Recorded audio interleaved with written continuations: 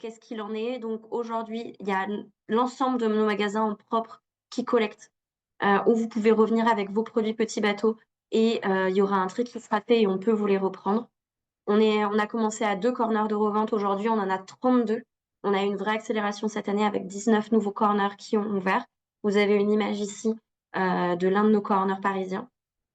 Et donc sur le digital, on a, intégré une revente de seconde main au sein de notre site, Petit Bateau. C'est-à-dire qu'on a vraiment, pris ce parti aussi, comme pour nos magasins, de vraiment faire une seule offre, première et seconde main, au sein d'un même environnement. L'image n'est pas très grande, mais, sur le bandeau, en fait, on va vraiment avoir, la collection bébé, la collection fille, garçon, femme, seconde main. On est vraiment sur le même site. Le vrai avantage de ça, c'est de pouvoir faire des paniers mixtes, de pouvoir vraiment avoir un seul panier qui mélange première et seconde main et de faire en sorte que les deux s'enrichissent. Si je vous donne quelques chiffres sur l'offre aujourd'hui, en 2023, les chiffres jusqu'à fin octobre, on a collecté cette année 140 000 pièces et on en a revendu 85 000. Notre réseau principal, ça reste le réseau retail, c'est environ 80% de nos volumes. On est encore en montée en puissance sur le digital, mais on sait que c'est une part qui va de plus en plus augmenter dans le futur. Si on passe un petit peu les portes de l'arrière-boutique et on regarde comment ça se passe plutôt côté interne chez Petit Bateau pour mettre en place cette offre, on va avoir du coup un parcours qui est 100% internalisé, c'est ce que je vous disais. Sur la collecte, comment ça se passe? Le client va ramener ses produits seconde main en boutique. On demande en amont au client que ses produits soient sans défaut, propres et repassés. On a décidé d'avoir vraiment une qualité de service qui va être équivalente à la première main. Donc, il nous faut des produits qui soient vraiment sans défaut. Ensuite, ce client arrive en boutique. La boutique, ce qu'elle va faire, c'est qu'elle va trier les produits. On va avoir un tri selon un cahier des charges qui est communiqué sur notre site internet, qui est communiqué en boutique, qui est assez précis. Les articles qui sont refusés, ils vont être soit rendus au client, soit si le client ne veut pas les reprendre, on va nous les catégoriser en recyclage. Les articles qui sont récupérés par Petit Bateau vont être remis à la vente.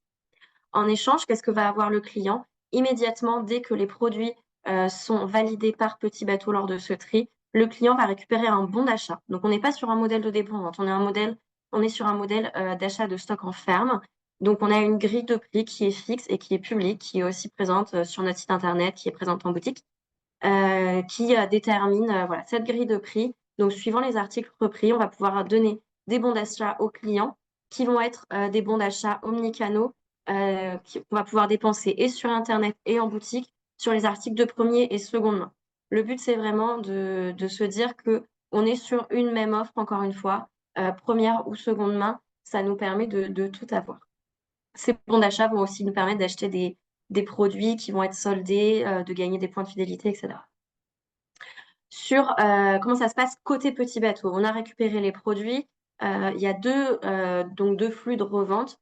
Si on est sur une boutique qui revend les produits, elle va elle-même les nettoyer et directement les remettre en rayon pour la revente.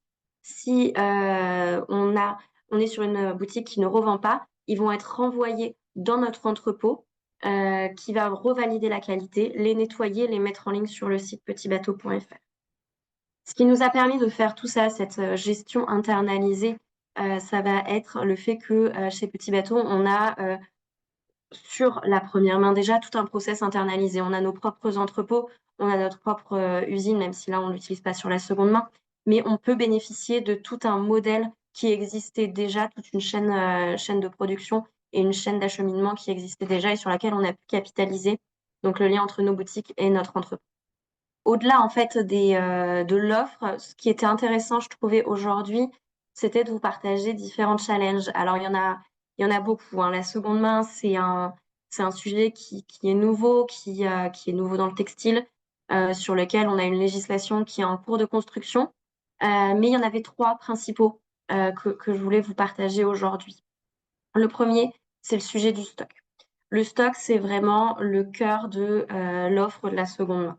Contrairement à une offre de première main où on va contractualiser avec un fournisseur à partir d'un cahier des charges, des modèles à peu près identifiés, on sait ce qu'on va recevoir en quelle quantité à quel moment.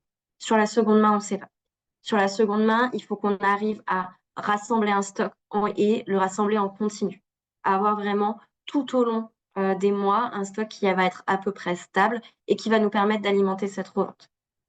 Mais au-delà d'avoir ce stock pour lequel il faut qu'on communique du coup auprès de nos clients pour qu'ils ramènent sans cesse des produits, il faut aussi qu'on ait un stock qui soit de qualité et qualifié. De qualité, c'est-à-dire que, on l'a dit précédemment, on va reprendre, nous, des produits qui sont en excellent état, pour pouvoir assurer, des produits de seconde main qui sont d'excellent état aussi, et qui correspondent à notre charte qualité. Pour cela, il faut qu'on arrive à, communiquer auprès des clients sur de l'entretien de nos produits, sur comment est-ce qu'on fait pour conserver dans le meilleur des états ces produits-là pour que derrière, ils soient revendables.